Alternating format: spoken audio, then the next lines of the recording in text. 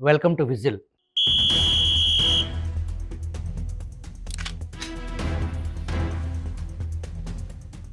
కేంద్ర రాష్ట్ర ప్రభుత్వాలు సంక్షేమం పేరుతో, అభివృద్ధి పేరుతో అప్పులు చేయటం, సంపద సృష్టిస్తున్నాము అని చెప్పి దానికి సంబంధించిన ప్రణాళికలు ఏ ఎన్నికలైనా ప్రజలు ఇచ్చేది కేవలం 5 సంవత్సరాల ప్రణాళికలకి.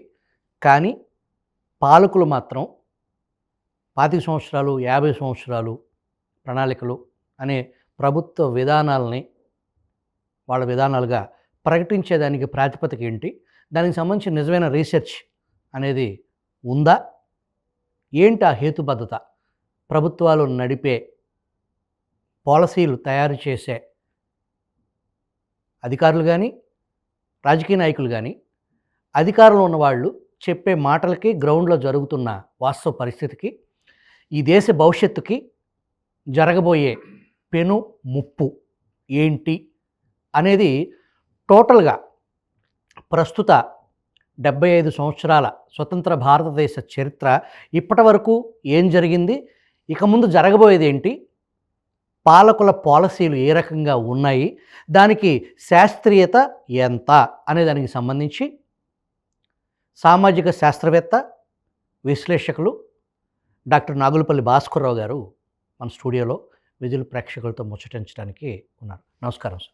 నమస్కారం సార్, ఏదైతే నేను ఇంటర్వ్యూలో చెప్పానో, ప్రభుత్వాలు అది కేంద్ర ప్రభుత్వం అయినా, ఈ ప్రభుత్వం అయినా, గత ప్రభుత్వం అయినా, ప్రస్తుత రాష్ట్ర ప్రభుత్వాలు కానీ ఈ అప్పులు చేసే విధానం, ఈ సంపద సృష్టిస్తున్నాము అని చెప్పేదానికి వాళ్ళు తీసుకున్న మోడల్స్, ఆ సంపద సృష్టి పేరుతో కేవలం కార్పొరేట్స్కి దోచిపెట్టి ప్రజలను వినియోగదారులుగా మాత్రమే చేయటం అనేది ఒక రకమైన ద్రోహం, ప్రజాస్వామ్యానికి అతి పెద్ద హాని అనే దాంట్లో నిజం ఉందంటారా? నేను గత 4 సంవత్సరాల నుంచి ఆంధ్రప్రదేశ్కి రావటం జరిగింది. అయితే ఈ సంపద సృష్టి అనే విషయం మీద ఏ ఛానల్లో కానీ, ఏ పత్రిక కానీ డిస్కస్ చేసినట్టు నేను వెళ్ళా. అయితే రాజకీయవేత్తలు మాత్రం సంపద సృష్టి అని ఘోషిస్తున్నారు. అయితే అసలు సంపద సృష్టి ఏమిటి, విశేషత ఏమిటంటే ఇక్కడ నాకు అనిపించింది, ఈ సంపద సృష్టి అనేది ప్రజల దగ్గర నుంచి రావాల్సిన వాయిస్, రావాల్సిన అర్జీ, అది అధికారంలో ఉన్న నాయకుల దగ్గర నుంచి ఎక్కువ వినబడుతుంది. ఆపోజిట్ ఇది విశేషత. ఎందుకంటే అధికారంలో ఉన్న వాళ్ళ కాంక్ష ఎప్పుడు కూడా ఇన్వెస్ట్మెంట్స్, బయట నుంచి ఎట్లా డబ్బు వస్తుంది అనే దృష్టి ఎక్కువ ఉంటుంది. సంపద సృష్టి అనేది అసలు కాన్సెప్ట్, ఆలోచన విధానం గురించి మనం ఒకసారి తలుచుకుంటే మంచిది. Whistle will be the first one to discuss this, ఈ కాన్సెప్టు, ఈ విధానాన్ని గురించి. అదేమిటంటే, ముందుగా సంపద సృష్టి అనేది 3 రకాలుగా, ముఖ్యమైన 3 రకాలు ఉన్నాయి. ఒకటి ఏంటంటే పైనుంచి వస్తాం, పైనుంచి సంపద సృష్టించు, అది బయట నుంచి అవ్వచ్చు, లేకపోతే సెంట్రల్ నుంచి అవ్వచ్చు, అదొకటి. రెండోది ఏమిటంటే కింద నుంచి, అయితే గ్రామాల నుంచి, లేకపోతే కుటుంబాల నుంచి, లేకపోతే ప్రాంతాల నుంచి వచ్చే సంపద ఒక రకం, అదొక రకమైన, దాని తీరు వేరుగా ఉంటుంది. అది కాకుండా మధ్యలో సంపద అదొక రకం. ఈ మూడిట్లోని వేరువేరుగా చూడాలి మనం. అయితే అసలు ముఖ్యమైన థ్రెడ్ ఏమిటంటే ఉత్పత్తి. అసలు వీటిల్లో ఎప్పుడు మనం సంపద అనొచ్చు, ఏదైనా సృష్టిస్తున్నామా మనం అంటే, ఒక సంపదనే, ఒక ఆలోచనే కాకుండా ఆలోచనని వాల్యూ ఎడిషన్ అంటే కొంత ఉత్పత్తి చేస్తాం కానీ, లేకపోతే ఉత్పత్తి చేసిన వస్తువులకి వాల్యూ యాడింగ్ కానీ జరుగుతుందా అనేది ముఖ్యం.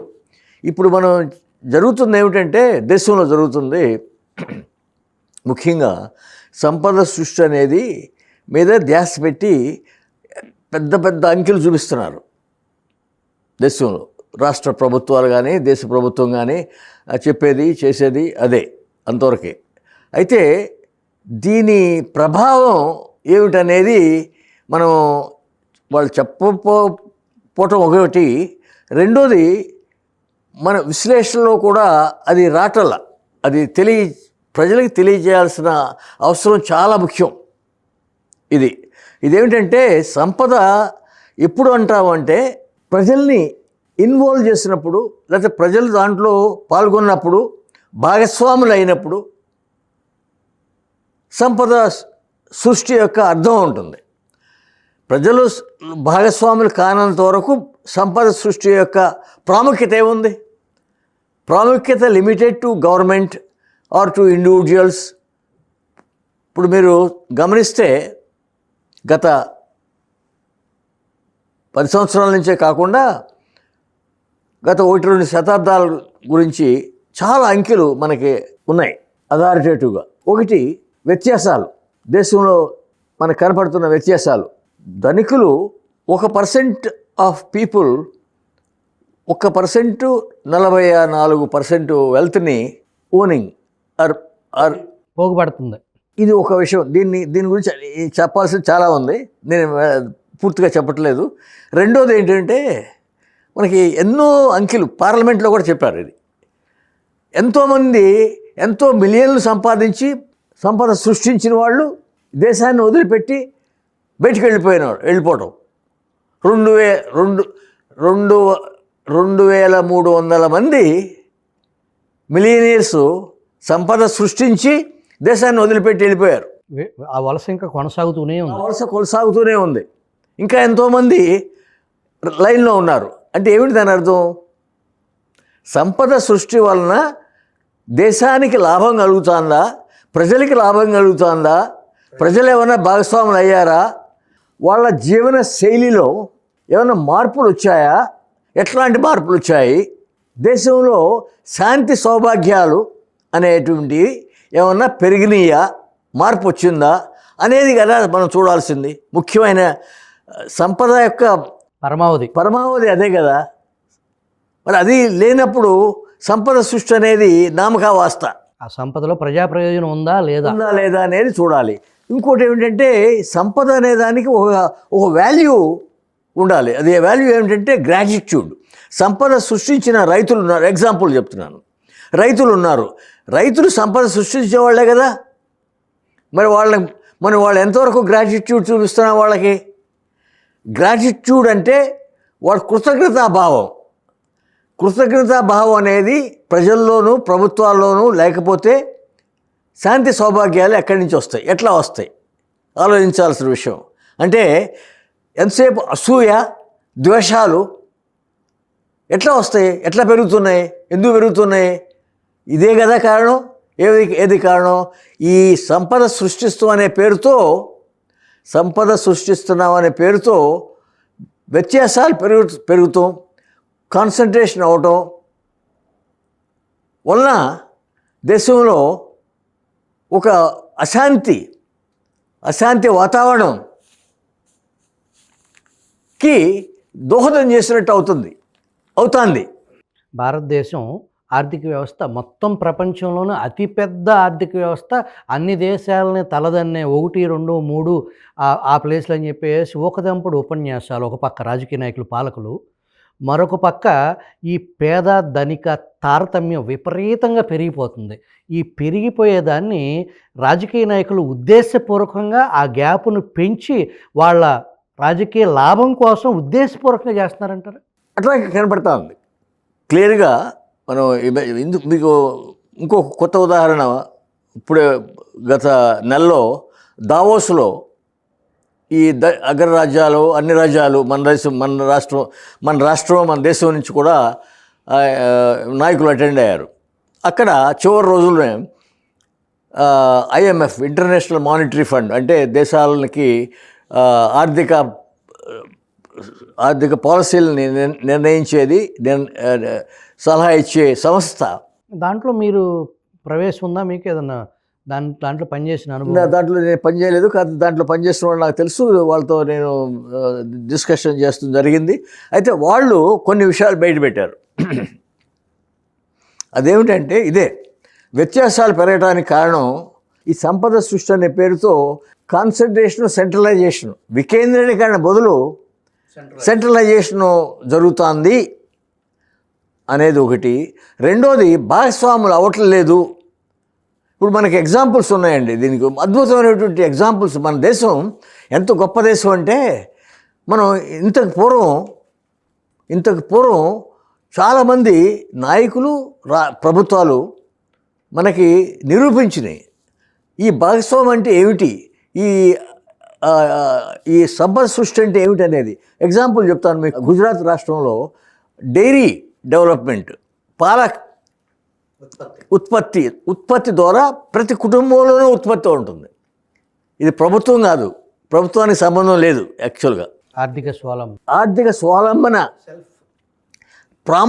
దాని యొక్క ప్రాముఖ్యతని తెలియజేసే విధంగా ప్రతి కుటుంబం ఉత్పత్తిదారుడే, ప్రతి కుటుంబం సంపద సృష్టించే వాళ్ళే.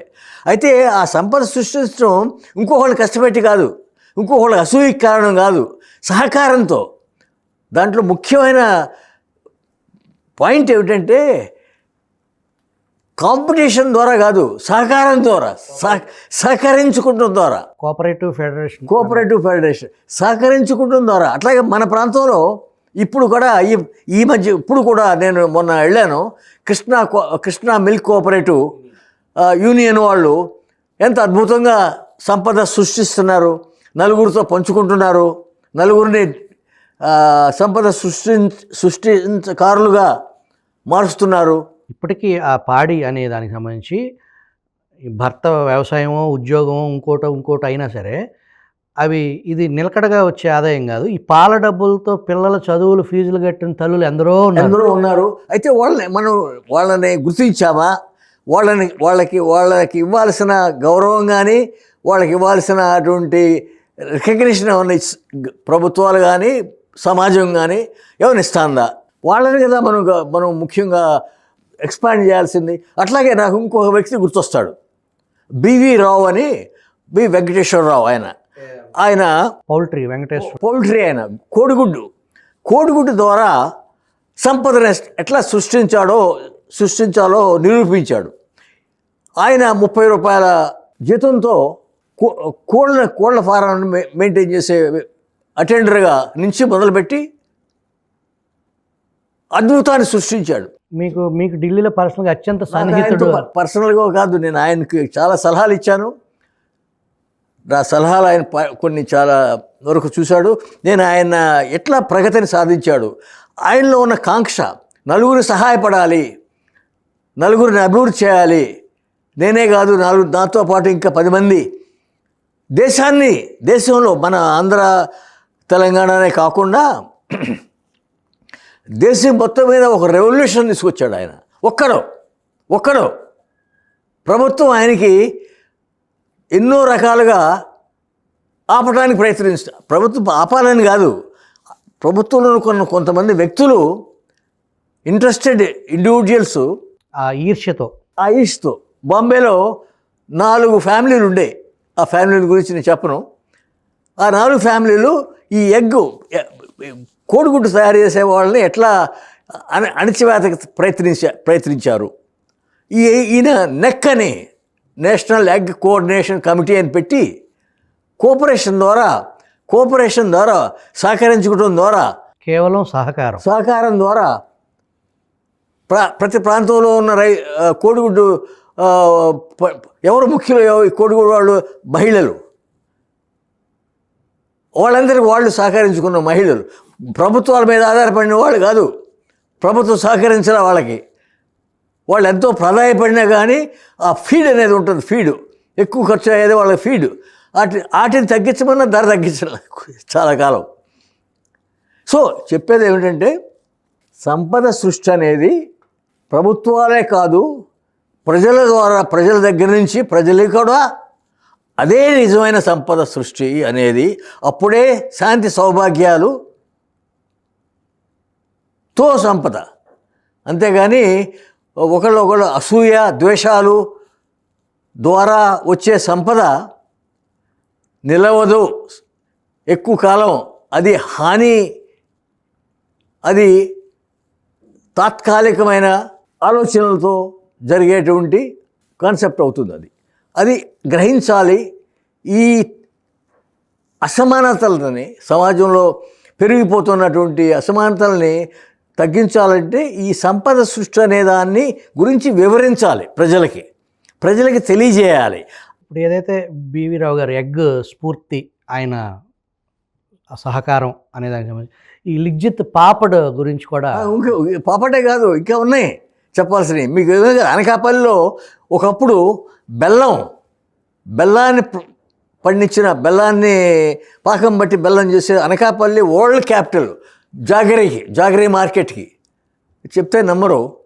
ఇప్పుడు 40-30 సంవత్సరాల కిందట ప్రపంచానికి జాగరీ మార్కెట్ ఎంత రైతులు చెరుకును పండించిన రైతులు వాళ్ళందరూ వాళ్ళే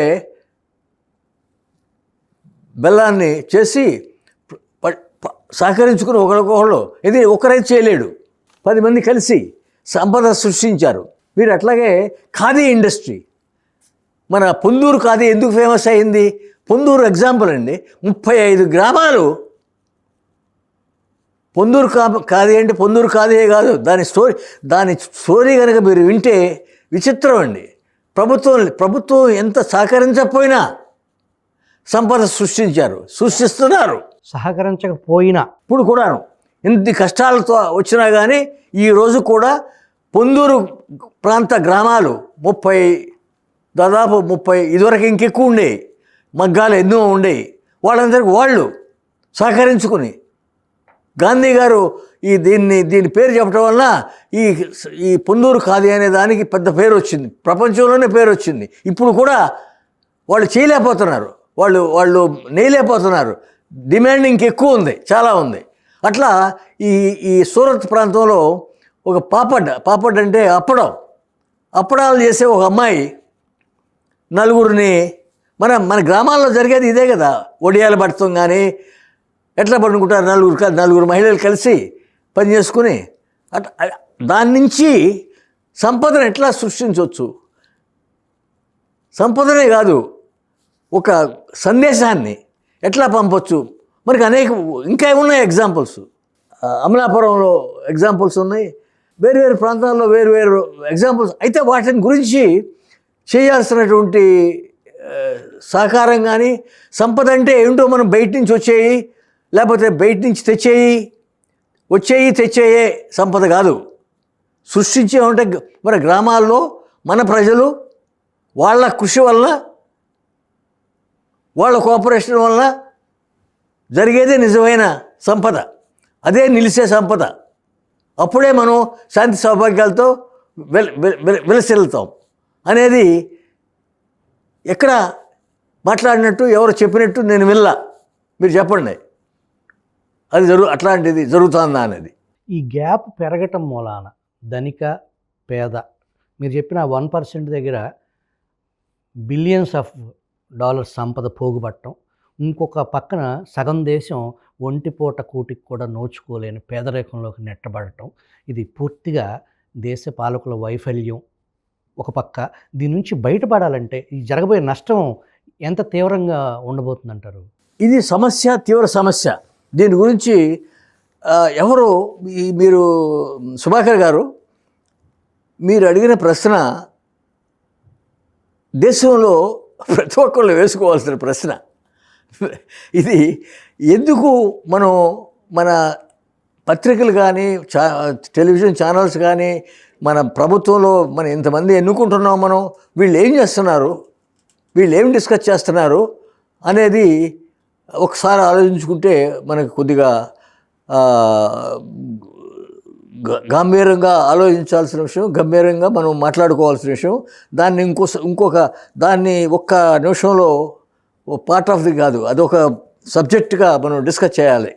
అది చాలా ముఖ్యమైన సబ్జెక్టు మీరు లేవదీసినటువంటి అదొక సమస్య.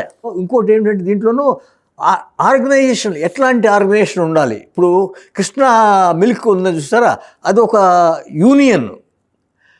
ఇంకా వేరే కోఆపరేటివ్ సొసైటీస్, ఇప్పుడు గ్రామాల్లో కోఆపరేటివ్ సొసైటీస్ అని పెట్టాం, కోఆపరేటివ్ క్రెడిట్ సొసైటీ అని, కోఆపరేటివ్ మిల్క్ అని, లేకపోతే షుగర్ కేన్ అని, రకరకాల అవన్నీ కూలిపోతున్నాయి. సంపద సృష్టించారు, సాధనాలు అవి సంపద సృష్టించిన సాధనాలుగా మనం ఒకప్పుడు వాటిని గురించి గొప్పగా గర్వంగా చెప్పుకున్నాం ఒకప్పుడు. మరి ఇప్పుడు ఏమవుతుంది? వాటిని గురించి పట్టించుకుంటున్నామా? పట్టించుకున్నా కానీ రాజకీయవేత్తల చేతుల్లోకి వెళ్ళిపోయినాయండి ఈ ఆలోచనలు. నేను ఈ సహకారం అనే ఒక అద్భుతమైన మ్యాజిక్, ఒక ఆరోగ్యకరమైన వ్యవస్థ కలుషితమైన రాజకీయాల్లోకి చొరబడి పార్టీ రాజకీయాలు ఉంటూ సహజం. అయితే పార్టీ రాజకీయాలు వేరును, రాజకీయాలు వేరు. ఈ తేడా కానీ మనం గమనించట్లా. పార్టీ రాజకీయాల్లోకి వెళ్ళి అది ఒక కలుషిత వాతావరణం. ఎస్, మీరు కరెక్ట్గా చెప్పారు. కలుషిత వాతావరణం. పాలనలో ఒక చుక్క ఒక పాయిజన్, ఒక డ్రాప్ చాలు మంచి వాతావరణాన్ని, మంచి కృషి చేస్తున్న వాళ్ళలో దాన్ని పాడు చేస్తానికి. ఇప్పుడు జరిగేది అదే. ఎన్ని గొప్ప ఇనిషియేటివ్స్ మన ప్రాంతంలో సంపద సృష్టికి జరిగినాయండి. ఆర్గనైజేషన్ వైజు ఎంతమంది గొప్ప మహానుభావులు ఉన్నారు మన ప్రాంతంలో. సంపద సృష్టించడానికి సూచనలు చేసిన వాళ్ళు, ఆదర్శంగా నిలబడిన వాళ్ళు, చేసి చూపించిన వాళ్ళు. నేను 2-3 పేర్లు చెప్పాను. కాకాని వెంకటరత్నం గారు, ఆయన చేసింది అదే కదా. ఎంతసేపు 10 గ్రామాలకి ఎట్లా ఈ ఆలోచన 10 గ్రామాలకి వెళ్ళాలి, గ్రామాల్లోంచి ఇంకా అభివృద్ధి చెందాలి అనేది అదే కదా. సంపద సృష్టించడానికి కావాల్సిన మూలాల్ని ఫౌండేషన్ వేశారు వాళ్ళు. విద్యాభివృద్ధి చేయడానికి ఉద్దేశం ఏంటి? ఈ ఆలోచనలు రావాలంటే విద్య ఉండాలి, విద్య ఇట్లాంటి ఆలోచనలతో ఉండాలి అనే భావంతో వాళ్ళ కార్యక్రమాలు ఉండేవి, వాళ్ళ పాలసీస్ ఉండేవి. ఈ ప్రభుత్వాలు ఉచితం పేరుతో పంచే పంపకాలు, దాని తీవ్రత ఏ రకంగా సమాజం మీద అతి త్వరలో ఈ దేశం ఎదుర్కోబోయే క్లిష్ట పరిస్థితి? డెఫినెట్గా క్లిష్ట పరిస్థితి ఇది ఏమిటంటే మనం బుడగలుగా వచ్చేసి ఒక ఉధృత వాతావరణం, సైక్లోన్ ఎప్పుడు వస్తుందో తెలియనట్టుగా ఇది కూడా. నేను దాకా మొట్టమొదట చెప్పాను, ప్రజల్లోంచి రావాల్సిన ఆలోచన ప్రభుత్వాల నుంచి వస్తుంది. ఎందుకంటే ప్రీఎంప్టింగ్గా అనిపించే విధంగా, అంటే ప్రజల్లో నుంచి వ్యతిరేక భావాలు రాకుండా ఉండటం కోసం ముందు కాళ్ళ బంధాలు అంటాము పూర్వం రోజుల్లో. ముందు కాళ్ళ బంధాలా అనే విధంగా ప్రభుత్వాలు, నాయకులు, ప్రభుత్వాలు అనే బదులు నాయకులు అంటే మెరుగు చేసే తాత్కాలిక ఆలోచనలు. ఒక పక్కనేమో భవిష్యత్తుని గురించి మాట్లాడతాం, ఇంకో పక్కనేమో తాత్కాలికంగా ఉపయోగపడే ప్రలోభాలు, స్వలాభం కోసం చేసేవి. సో ఈ కాంట్రడిక్షను బయటికి చెప్పిన వాళ్ళు లేరు, తెలియజేసిన వాళ్ళు లేరు. ఇదొక ఇంకొక విషయం. రెండో విషయం, దీనికంటే మీరు తర్వాత ఇంకొక క్లియర్గా తీసుకురావాలి. మనం దీన్ని సరిగ్గా తెలియజేయాలి అందరికీ. ఇది ప్రజలకే కాదు, నా ఉద్దేశంలో గవర్నమెంట్లో ఉన్న నాయకులకే ముందు మనం చెప్పాలి. ప్రజల్లోంచి ఎన్నుకోబడిన నాయకులు వాళ్ళకే ముందు తెలియజేయాలి. వాళ్ళే దీనికి కారకులు, అడ్డుపడతాను కానండి, లేకపోతే మనం వాళ్ళకి అద్దం పట్టాలి.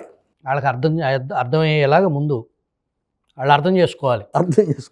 ఇప్పుడు చూసే పరిస్థితి ఎట్లా ఉందంటే, వాళ్ళు ఎంత చదువుకున్న వాళ్ళైనా కానీ అర్థం అవుతుందా ఇదేమిటి ఇట్లా జరుగుతుంది, మనం ఇది కాదే మన విద్యా సంస్థలు పెట్టింది. రాజకీయ నాయకులు చూస్తే వాళ్ళ సంపద ఎలా సృష్టించుకోవాలి, పగలో రాత్రి ఈ గంటకి వాళ్ళ ఇన్కమ్ ఎంత అనే గోల్ తప్ప, ప్రజా ప్రయోజనం, డబ్బులు, ఎలక్షన్కి కావాలంటే మనం డబ్బులు ఇస్తేనే వాళ్ళు ఓటేస్తున్నారు, సో మనం డబ్బులు ఇస్తున్నాము, మనం మళ్ళీ డబ్బులు సంపాదించుకోవాలి, ఈ గోల్ తప్ప. మొన్న ADR associate for democratic reforms అనే ఒక సంస్థ, ఆ సంస్థ పెట్టినప్పుడు నేను కూడా ఉన్నాను దాంట్లో. అది మా ఆఫీసులోంచి మొదలైంది ఆ సంస్థ. అది వేరే విషయం. చెప్పబోయేది ఏమిటంటే, ఆ సంస్థ వాళ్ళు ఎంపీలు, మెంబర్ ఆఫ్ పార్లమెంటు, స్పీకర్ గారికి ఇచ్చిన ఎలక్షన్ కమిషన్కి ఇచ్చిన లెక్క ప్రకారమే ప్రతిసారి ఎన్నికైనప్పుడల్లా వాళ్ళ ఇన్కమ్ డబుల్ అవుతుంది. మీరు చెప్పినట్టుగా వాళ్ళ సంపద డబుల్ అవుతూ వస్తుంది. ప్రజల సంగతి వదిలేయండి, పట్టిందా అనేది అది ఒక ప్రశ్నగా మిగిలిపోయింది సంపద సృష్టి అనేది మా సంపద మేము సృష్టించుకోవటానికి అన్నట్టుగా అయిపోయింది. అన్నట్టుగా ఉంది. ఈ దానికి క్లియర్గా మనకి ఎవిడెన్స్ ఉంది. ఇది డేటాబేస్డ్. మనకి వీళ్ళంతా ఏం చెప్తున్నారు, డేటాబేస్డ్, మనకి మేము డేటాబేస్డ్ గవర్నెన్స్ అంటున్నారు కదా. సంపద సృష్టి ఎట్లా అంటున్నారో అట్లాగే డేటాబేస్డ్ గవర్నెన్స్ అంటున్నారు. మరి డేటాబేస్ అయితే మరి ఇది చూడండి, ఎంపీలు డబల్ అవుతుంది వాళ్ళ ఆదాయం, వాళ్ళ సంపద. మరి ఏం చేశారు? మరి దాంట్లో సగం మంది పైన క్రిమినల్ బ్యాక్గ్రౌండ్, రకరకాల బ్యాక్గ్రౌండ్ ఉన్నవాళ్ళే. మరి వాళ్ళ దగ్గర నుంచి ఏ సంపద సృష్టించడానికి వాళ్ళు కృషి చేస్తారు? ఆలోచించాలి కదా. ఈ రకంగా సంపద సృష్టి అనే దాని మీద విస్తృత డిస్కషన్ దేశంలో, రాష్ట్రంలో జరగాల్సిన అవసరం ఉంది. మీకు ధన్యవాదాలు తెలియజేయదలుచుకున్నాను ఈ విషయం మీద. ఇది సంపద సృష్టి అనే రాజకీయ ప్రసంగాలు చాలా లోతైంది. దీంట్లో ఈ అప్పులు, ఈ పథకాలు, ఈ సంపద సృష్టి అనే దానికి సంబంధించి మూలాల్లోకి వెళ్లకుండా ఏదో బయట నుంచి వచ్చి ఇక్కడ ఇన్వెస్ట్మెంట్లు చేయటం అనేది సంపద కిందకు రాదు. ఇది భారతదేశాన్ని అతి త్వరలోనే ఒక చీకట్లోకి నెట్టవేయబడే అత్యంత ప్రమాదకరమైన పరిస్థితి చోటు చేసుకునే పరిస్థితి ఉంది. ఈ ధనిక పేద తారతమ్యం చాలా పెద్ద స్థాయిలో పెరుగుతుంది. అది ఆందోళనకరం అనే దాని మీద ఇంకా లోతైన చర్చని జరిపించేదానికి భాస్కర్ రావు గారు లాంటి ప్రముఖులతో దీని మీద విస్తృతంగా చర్చించేదానికి విజిల్ విలువైన సమయాన్ని వెచ్చించడానికి సిద్ధంగా ఉంది. దీని మీద ఇంత సమయం భాస్కర్ రావు గారు మనతో మాట్లాడినందుకు మీకు ధన్యవాదాలు సార్. నమస్కారం.